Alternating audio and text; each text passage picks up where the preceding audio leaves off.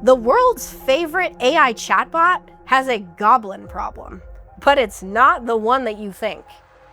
We were told artificial intelligence would help cure disease, solve climate problems, unlock the secrets of the universe.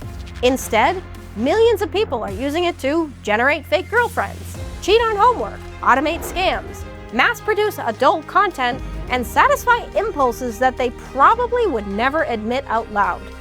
And strangely, Mythology may have predicted this, because the internet didn't create an omniscient, all-knowing, godlike source of information. It created goblins. When I first saw this, I could not stop laughing. But it also got me wondering, why goblins? And also, according to X, apparently a horde of gremlins, ogres, and trolls showed up as well. Grotesque creatures with beady eyes, sharp, jagged teeth, and green, gray, or yellow skin. Why not dragons, or fairies, or angels? Something more grandiose and befitting of the all-seeing knowledge bank that AI is supposed to be. Why do we keep describing modern behavior related to AI usage with words like goblin mode, brain rot, gremlin energy, and slop? Could it be because we instinctively recognize something ancient in the machine? Something that's not reflecting our higher nature, but our lower one instead? Join me as we unravel all this and much more and enter the Codex Legendarium. I'm Shelby Melanson.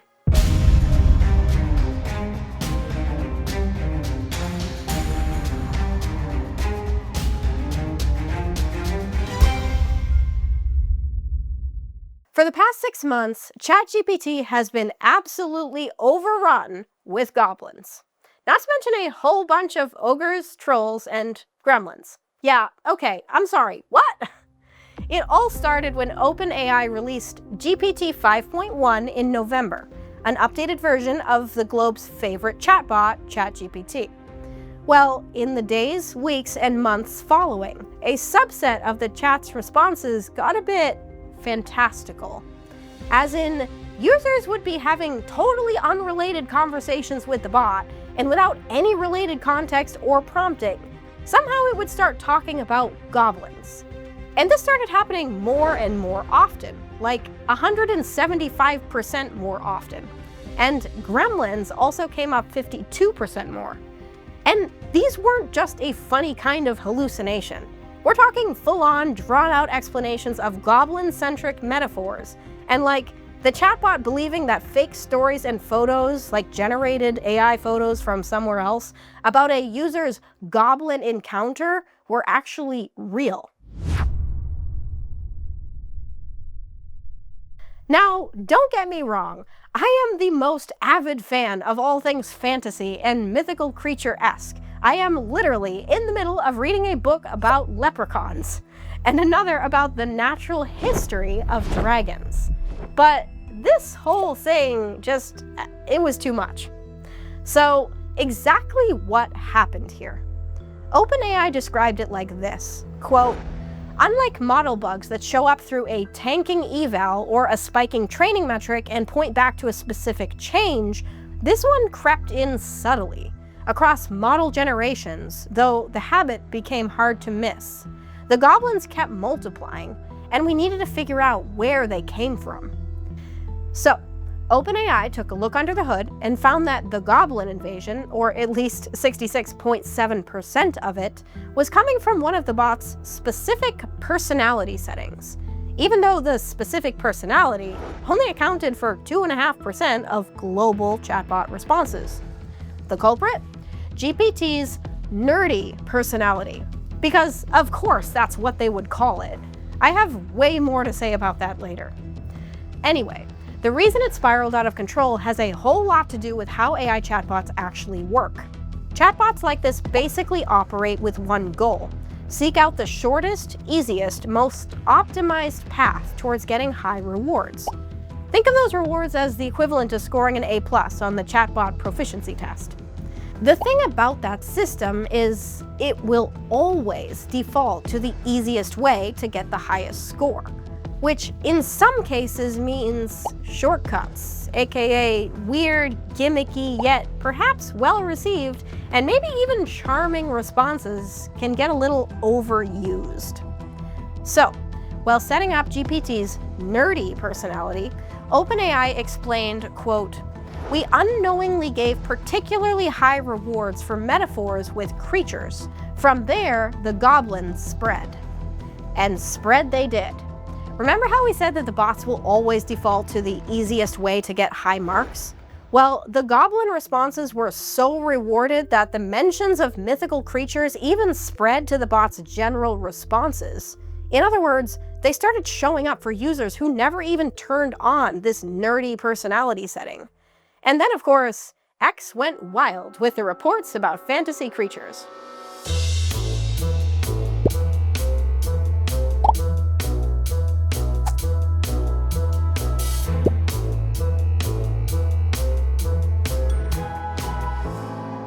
The thing is, experts are also pointing out that this could be a case study for a really worrying trend with how AI is being trained, and how a company might spend a ton of time and money on training a model, but if there's something in there that shouldn't be, they might not find out about it for months. And in the meantime, it can spread like wildfire. This time it's goblins, but what if next time the bot is spitting out responses that are actively dangerous to people, like encouraging self-harm? I digress. In attempt to cut the goblins and their brethren off at the knees, OpenAI retired the nerdy personality setting back in March. But even that wasn't enough. And by April, the company had no choice but to write a hilariously specific and strict-sounding override instruction to wipe out the invasion once and for all. Quote, "Never talk about goblins, gremlins, raccoons, trolls, ogres, pigeons, or other animals or creatures unless it is absolutely and unambiguously relevant to the user's query."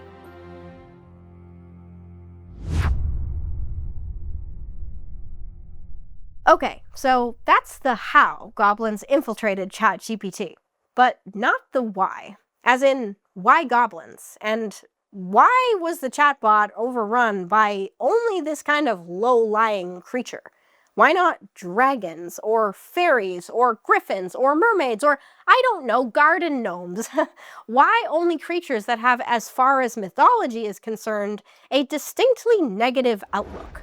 Well, let's start there, in mythology, where goblins were never just fantasy monsters. They occupied a strange space between trickster house spirits and parasites, and basically embodied the hidden and more unsavory appetites of human nature. Hear me out. They come mostly from 12th to 14th century stories in European folklore, and they get their name goblin from either an old French word or a similar Latin word. In German folklore, you have the kobolds, from the Greek word for rogue, trickster, or imp-like spirit. They lived in households, mines, and on ships, and could either help people or torment them, based on how they were treated. Miners often blamed them for causing cave-ins, poisoning the air with toxic gas, stealing or hiding precious metals and ore, and for unnerving miners by whispering in the dark. Their mischief was so intense that kobold is how the metal cobalt got its name. Across England and Scotland, stories tell of creatures called brownies or hobgoblins, who lived inside human homes, but hidden in attics, in hearths, inside walls, down in basements, or even out in barns. They performed chores while humans slept, which sounds good until you accidentally thank them improperly, or not at all, or give them a gift. At that point, according to stories from northern England, they would turn into boggarts, enraged house spirits who sought to psychologically torment the people that they lived alongside of. Huh. Just food for thought, but invisible house servants sounds a heck of a lot like today's smart devices and assistants, and dare I say it, AI chatbots, don't they? No wonder people are saying please and thank you to their bots so often that they're costing OpenAI millions of dollars. Over in Scotland, murderous goblins called redcaps lived in ruined castles. They got their name from killing human travelers and dyeing their hats red in the spilled blood. And while those were definitely among the more grotesque, tons of different variations of these exist all across Europe, from the Spriggans of Cornwall, who haunted ancient ruins and burial mounds and hoarded cursed treasure and wealth, to the cave-dwelling trolls of Scandinavia that hated sunlight as well as interacting with any other living thing. In European folklore, goblins weren't grand, bold evils, like giant destructive monsters that came to set fire to the town and steal the princess. They were small, petty evils, cunning and obsessive, stealing milk, hiding tools, whispering in caves to scare people, and breaking things in the dark.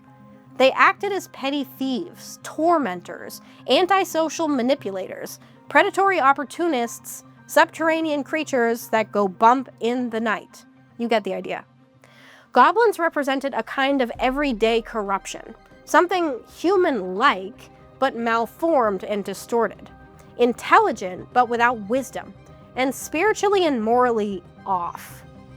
In other words, the kind of creatures that echo the dark parts of human nature that most of us prefer not to examine, like intrusive thoughts or impulses that typically we shut down.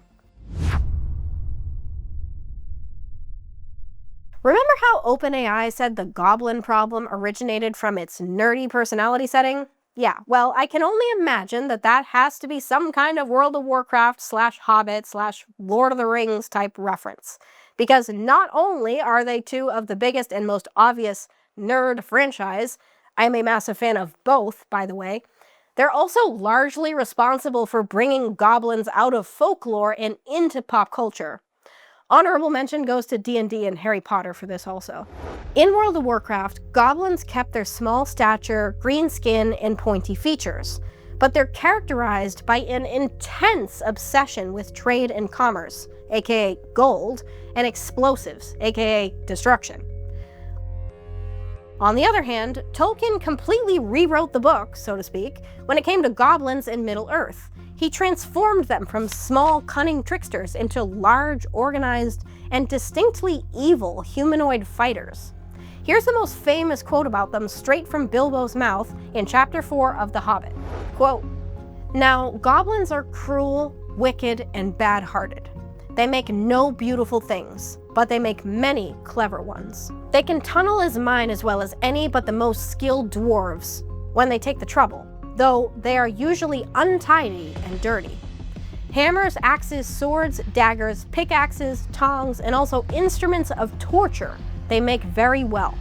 It is not unlikely that they invented some of the machines that have since troubled the world, especially the ingenious devices for killing large numbers of people at once, for wheels and engines and explosions always delighted them." Now, you can make the argument that Tolkien transformed them into something more like what the fantasy world might call orcs, but the point still stands. The thing is, lowly creatures that live in the dark, hide from sunlight, and embrace impulses have a very strong symbolic counterpart in psychology, and it's called the shadow self. Swiss psychiatrist Carl Jung started talking about the concept of a shadow back in 1912 as part of his book, The Psychology of the Unconscious. He used it to describe the hidden, repressed aspects of the psyche, the dark side of human personality, the things that we push aside or maybe don't even acknowledge in ourselves because they're lesser versions of ourselves. Things like repressed weaknesses, desires, and impulses, things we consider unacceptable, shameful, or socially unacceptable. For example, selfishness, envy, laziness, manipulation, compulsive gratification, the desire to seek out shortcuts, and let's call it repressed appetite. Starting to see the goblin parallels here? The thing is, the shadow self isn't all bad. It also includes traits like creativity and spontaneity, which sometimes we might repress out of fear of social judgment or even shame. Which brings us to something that the internet has taken to calling Goblin mode. I hear you. Why are you linking up psychology, mythological creatures, and an odd glitch from ChatGPT? Well, I am actually not the one to link them up. Not exactly, anyway. In early 2022, while most of us were still under lockdown or tentatively social distancing our way through the pandemic-era world, the phrase Goblin mode spiked on social media. Apparently, it happened because some fake headline tied to Julia Fox, but regardless, the term took off, even getting voted Oxford's Word of the Year that December. It was celebrated as a rejection of COVID-related stress, but in reality, it pretty much became a blanket term for just rejecting social norms and caring less about self-image. Oxford Languages uses descriptors like unapologetically self-indulgent, lazy, or greedy. Maybe for some, that's going to the store in your pajamas, or leaning into creature comforts, or rejecting hustle culture, economic pressure, and burnout, or social expectations like marriage and children. Heck, Asia has an entire movement dedicated to that idea called laying flat. But if you ask me, it started showing up in other ways also. Doom scrolling for hours on social media, getting addicted to algorithms, digital hoarding, binge eating, whether that's actual food or any kind of online content, including the less savory ones. Yeah, you know what I mean. Antisocial behavior and not feeling the need to uphold certain social graces. It's not just being lazy, it's the idea of totally surrendering any kind of aspiration, even if that aspiration is just to be presentable when you leave the house, and be polite to people you may interact with in public spaces. Hence the whole concept of people forgot how to talk to each other after getting stuck under stay-at-home orders for too long. Now, that all might sound harsh, but there is also a double-edged sword here. A similar term called goblin energy also popped up on social media around the same time. And that one mostly described, in a kind of quirky, charming way, the idea of being delightfully messy, or embracing creature comforts, or being more open with your creativity, even if it's not as socially accepted. I, for one, am a huge proponent of being unapologetically yourself, and for being unafraid to be different. On the other hand, unpopular opinion perhaps here, some social pressure is actually a good thing. Not only does it keep us in line, it also forces us to strive to be healthier in all kinds of ways, and pushes us towards becoming our better selves. The irony is that, in theory, AI was designed to help us do that, supposedly. But I would make the argument that in reality, it does the exact opposite. Think about the ads and official public discussion you've seen about AI. It's all focused around science and medicine and education and progress, right? Making our lives easier and better. But think about how, for the most part, it actually gets used. Doing our homework for us, taking shortcuts, attempts to get rich quick by generating slop and putting it out there for clicks, which is not this channel, by the way. AI companions giving us false validation, stripping us of our ability to have real relationships, and driving us deeper into isolation and loneliness. Transforming art, which used to symbolize the effort of transforming pain into beauty, into something fake and soulless. The idea of avoiding effort and letting something think for you. In reality, for a lot of people, AI isn't making their lives better. It's the ultimate shortcut machine. Ancient cultures believed that knowledge without wisdom corrupts. Just ask Prometheus, or Dr. Frankenstein, or Faust, the guy who wanted to learn magic but decided to take a shortcut by selling his soul to the devil, and ended up in hell. Shocker there. Or you can ask someone living under a modern surveillance state what it means to exchange autonomy and the right to think for yourself for so-called convenience and comfort. AI and algorithms are designed to seek quick, easy rewards and optimize high engagement. That means impulsive content and low-hanging fruit get amplified. All the goblin traits that feed the shadow self. And the whole thing also turns into a vicious cycle, since AI is also trained on human behavior, language, and responses. So the more we let our shadow selves out online, the more AI doubles down on throwing it back at us. The truth is, I don't know why ChatGPT specifically picked goblins as its nerdy fantasy reward creature of choice. And I don't think OpenAI does either, because the company described finding the model's, quote, strange affinity for goblins. To me, that sounds an awful lot like, yeah, we have no idea where this came from either. What I do know is that the inner meaning and truth of a given situation does have a funny way of revealing itself in ways that we least expect. Like the saying, it all comes out in the wash. Maybe the chatbot noticed the similarity between itself and the creature and picked it as a mascot for that reason. Or worse, what if it noticed the similarity between goblins and what the people talking to it are becoming? Dragons are majestic. Angels are transcendent. Goblins are reclusive, cunning, but without wisdom, and driven by appetite and a lack of self-restraint. Maybe the real danger of AI was never, despite the sci-fi movies saying otherwise, that the machines would become human. Maybe it's that humans may become machine-like, predictable, optimized, addicted, frictionless, goblinized. Maybe the reason the goblin keeps appearing is because somewhere deep down, we recognize the creature, because we built it from ourselves. But what do you think? Why did goblins invade ChatGPT? Were they a random pick inspired by Tolkien or World of Warcraft? Or is there a deeper meaning there? One that might be uncomfortable to look at? I would love to hear your thoughts about this in the comments, and if you have an idea for something you'd like to see a future episode on, let me know. And of course, if you enjoyed this deep dive into mysteries, myths, culture, and science, please take just a second to like and share this video, hit the hype button, which is the latest way to tell YouTube that you like what you see, and if you want to see more, subscribe. It really, really helps get the word out about the show.